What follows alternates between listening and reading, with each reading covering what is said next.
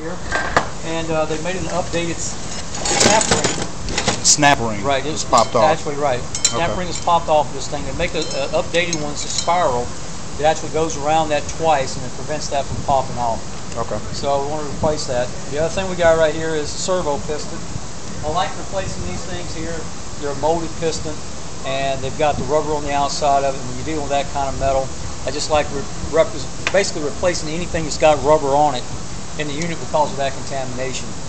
The direct pressure plate, forward cushion plate, forward drum top pressure plate, and the bottom pressure plate. What all that is just these plates right here. These things here, right here where you got these hot spots at. Oh yeah. And you got some wear to that one there. And so that's just all those things are. They're just the plates that go on the top of these things will actually get to where they will dish. So those are just what those are. They're just a pressure plate. So it sounds like it's a lot of the supporting hardware for the transmission, would you say, or I don't know? Well, basically what it is that the unit itself, I'm thinking I'm getting way ahead of myself here, but I think our problem started with that torque converter. That torque converter. I think we had some issues with the, and I'm going by what we finding in the pan based on what I'm not finding in the transmission. Okay. Basically the converter and the transmission, they share the same fluid, so any contamination could be coming out of the converter, gets in the fluid, gets into the pan, and vice versa. If anything's going wrong in the transmission, getting the fluid, it can get into the torque converter and cause contamination in there. I don't see this type of metal coming from anything inside the transmission. Again, I was pretty much well honest. I thought we were going to end up finding a lot of hard parts damage in here. Really, the only hard part that you're going to have damaged here is this pump. Yeah, I was looking at that. Right. Look, you see the bushing right here is all chewed up on it, and you got these grooves that are all cut into the pump. But now this is aluminum. This is not going to stick to our magnet. Okay. So based on that, that's why I really want to point a finger at that torque converter having the issue with it. The other side of the pump itself, it's got some damage. You can see where was scored up here, and that's where these gears run on the inside of. You have a gear instead of the outer gear here, and that runs on top of that. So we've got that metal that's gotten in between there. Normally the pump is one of the first things that goes out, I'm told, if you do have an issue with the converter on the inside, because the metal basically comes straight from there. So, but the other items we got right here is a rear sprag and an overdrive sprag.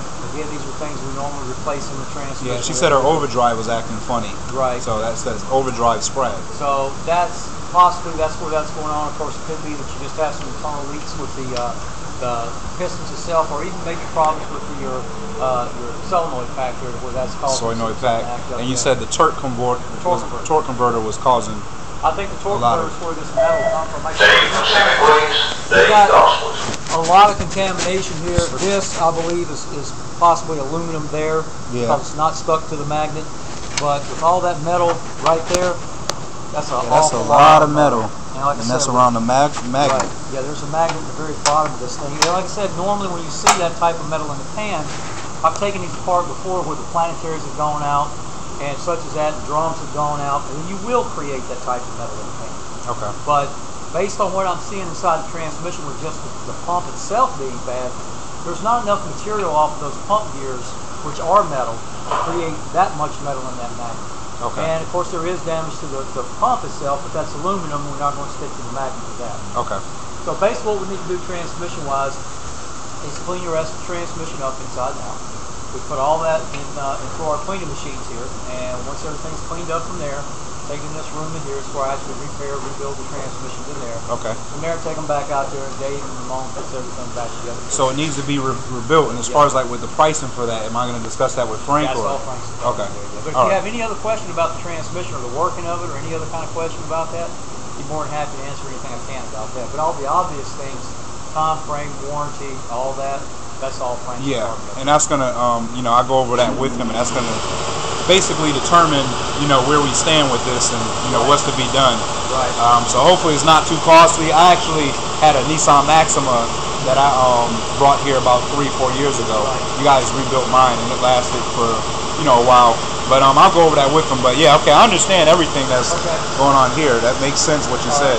Yeah, that's a heavy-duty unit, that's for sure. But it's just like I got to telling the other customer was in here on this transmission they had here.